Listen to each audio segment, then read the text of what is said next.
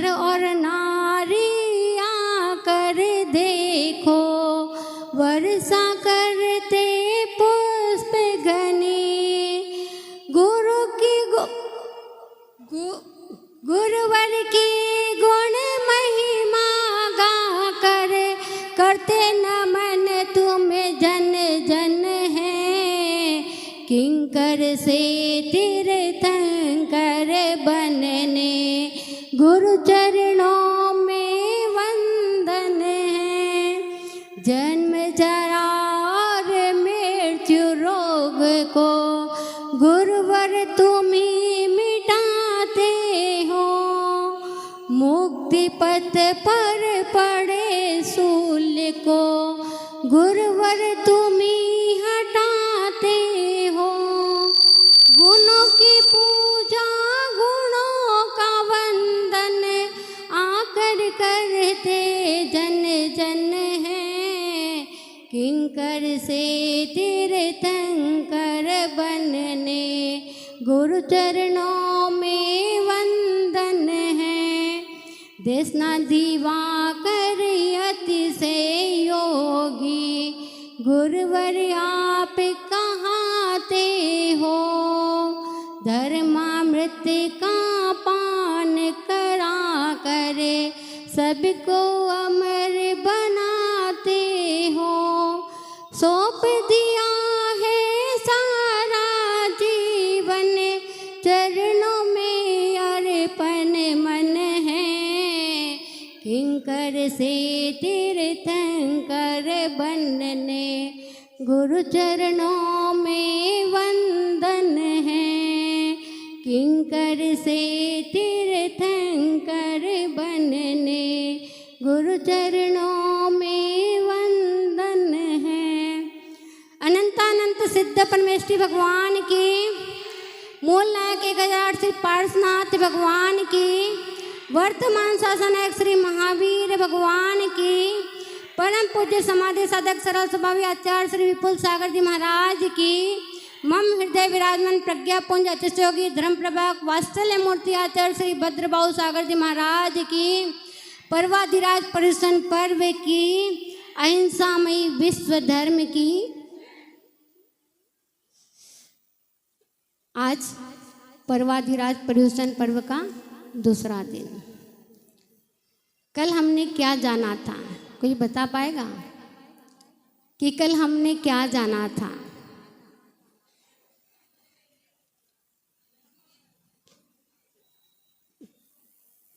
क्या सीखे थे कल हमने? जिंदगी को कैसे जिए, अपने जीवन को कैसे सरल सुंदर और अर्थपूर्ण बनाए। चलते हैं आज दूसरे पायदान की ओर।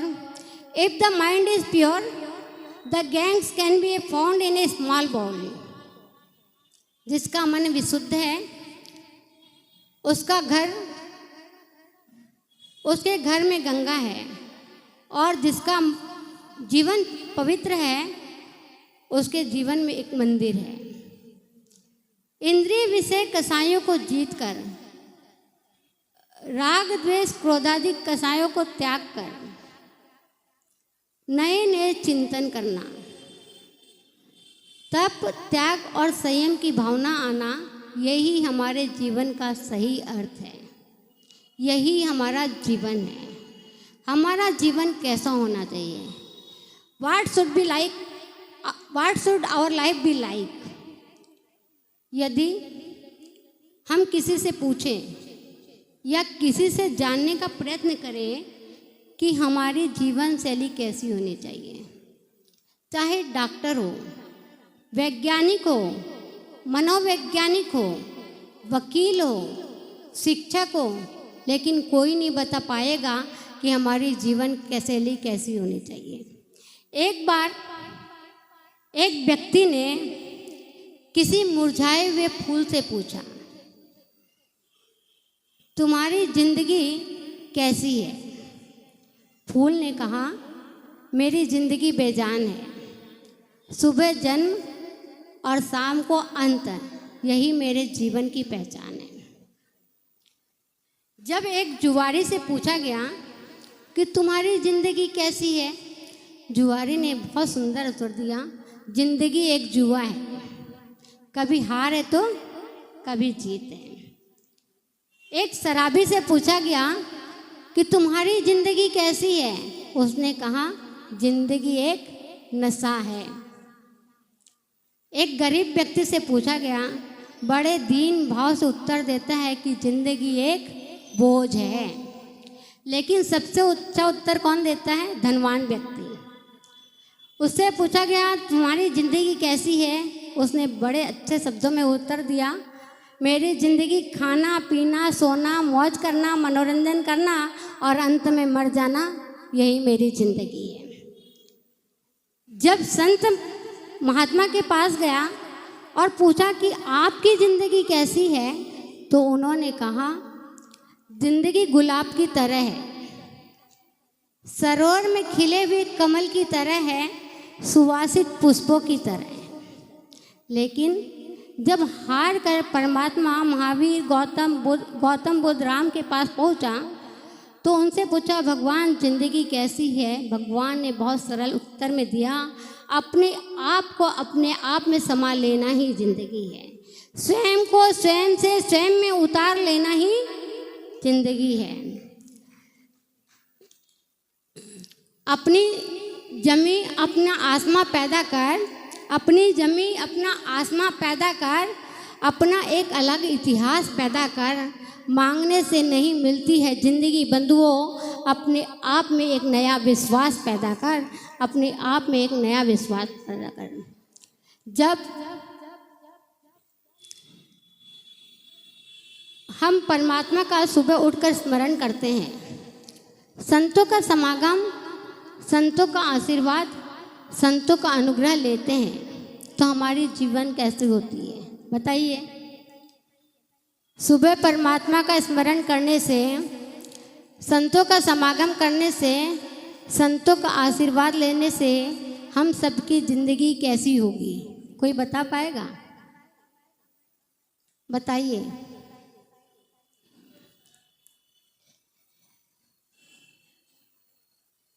यदि हम परमात्मा का सुबह स्मरण करेंगे, संतों का समागम करेंगे, संतों का आशीर्वाद लेंगे, संतों से अनुग्रह प्राप्त करेंगे, तो हमारा जीवन सुखमय, आनंदमय और मंगलमय होगा। क्योंकि अच्छे का फल अच्छा होता है, a good way has a go and. लेकिन हम अधर्म के साथ, पाप के साथ, बेईमानी के साथ, अहंकार के साथ अपने जीवन को प्रारंभ करते हैं, तो हमको क्या मिलेगा? वही मिलेगा, बुराई का फल बुरा, a bad way has a bad and.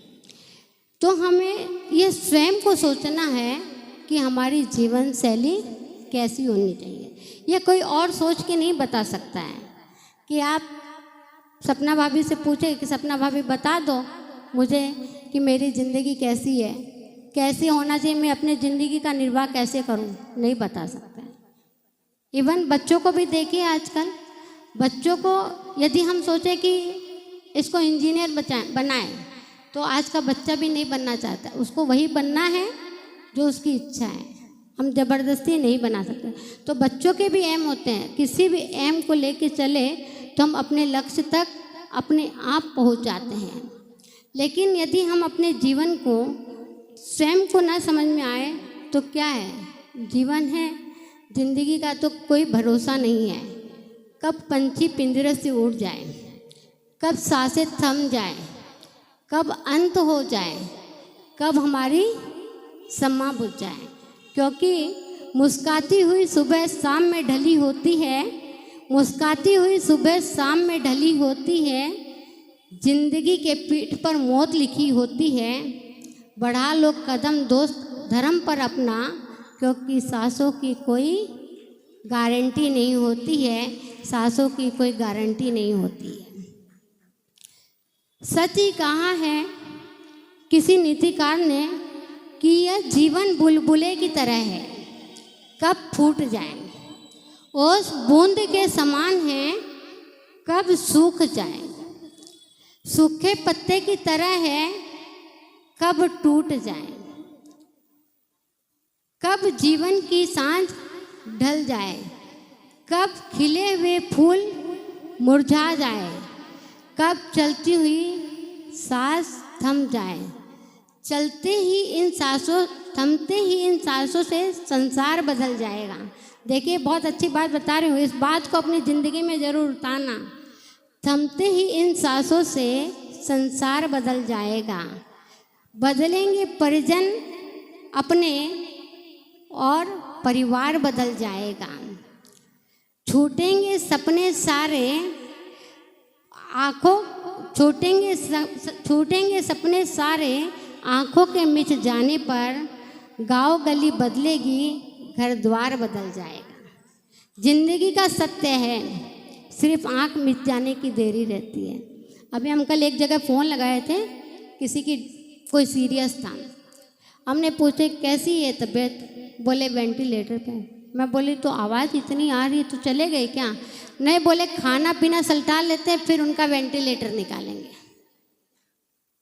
सच बता रही हूँ, कल मैंने फ़ोन लगाई थी एक जगह, मुझे पता चला किसी की डेथ, मतलब कोई वेंटिलेटर पे, तो पूछ लो कैसा है, तो बोल रहे नहीं खाना पीना चल रहा है। पहले हम बोले कि पहले खाना पीना सब खा लो फिर वेंटिलेटर निकालना। तो आजकल ऐसा भी हो रहा है, तो जिंदगी का कोई भरोसा नहीं है। आज पर्वाधिराज पर्युषण पर्व का दूसरा दिन। कल हम लोगों ने क्रोध का त्याग कर क्षमा को धारण किया था, लेकिन आज हमें क्या करना है? क्या त्याग करना है? अहंकार का त्याग करना है, क्योंकि अहंकार पतन का कारण है। इस विषय में मुझे एक कथानक याद आ रहा है। एक पति पत्नी थे। पति और पत्नी दोनों में आपस में बहुत अनबन रहती थी, दोनों आपस में बात नहीं करते थे। एक दिन पति को ज़रूरी काम आया और सुबह जल्दी उठना था, लेकिन अहंकार था, वो बोला मैं पत्नी से क्यों बात करूं। तो उसने सोचा कि अब क्या करूं, तो उसने एक कागज़ पे लिखकर रात में सो गया कि मुझे सुबह 5 बजे उठा देना। लेकिन उसने पत्नी से बात नहीं की, क्योंकि अहंकार था कि मैं क्यों झुकूं। लेकिन रात में सो गया और सुबह उसको उठने में लेट हो गया, 8 बज गई। अब गुस्सा आना प्रारंभ हो गया, एकदम तमतमा गया और चिल्लाने लग गया। पत्नी सोची कि क्यों चिल्ला रहे हैं, लेकिन वो भी नहीं बोली, क्योंकि उसको भी अहंकार था। लेकिन अब क्या करता, बड़बड़ कर रहा है, मैंने बोला था मुझे सुबह 5 बजे उठा देना, लेकिन अब देरी हो गई, लेकिन तुमने उठाया नहीं।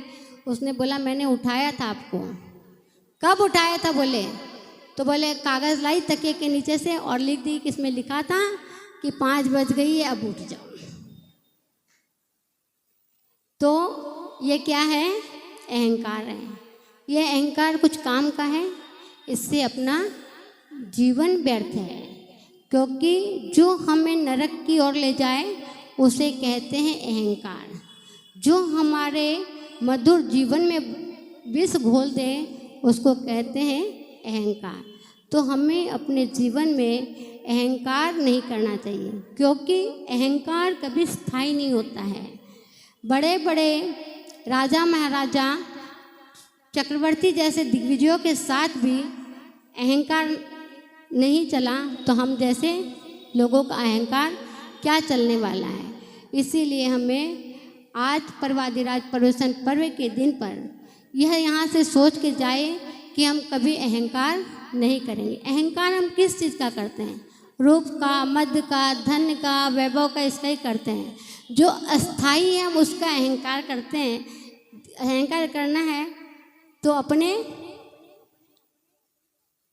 जिस धर्म में आए उसका करिए, कि हम जैन धर्म के अनुयायी, उसका तो नहीं करते। रूप, मद, धन, यौवन, बल, इसका अहंकार करते हैं। तो आज हमें यहाँ इसको त्याग कर जाना है और जीवन में अपने विनम्र बनना है, क्योंकि विनम्रता ही सर्व गुणों की खान है। जो व्यक्ति जितना विनयवान होता है वह व्यक्ति उतनी ही ऊंचाई पर पहुंचता है। जैसे देखिए, जो पेड़ जितना लदा होता है वो उतना ही झुका होता है। तो हमें भी क्या करना है, विनयवान बनना है। ठीक है। आज आपके लिए एक सूत्र कि हम अपने जीवन में अहंकार का त्याग कर कर विनय को धारण करेंगे। इन्हीं पुनीत भावनाओं के साथ बोलिए अतिशयोग्य आचार्य श्री भद्रबाहु सागर जी महाराज की 20 मिनट से ज़्यादा तो नहीं बोले हम। चलिए, आज की प्रतियोगिता हे जिनवाणी भारती तो ही जपो दिन रैन, जो तेरा शरण आ गए सो पावे।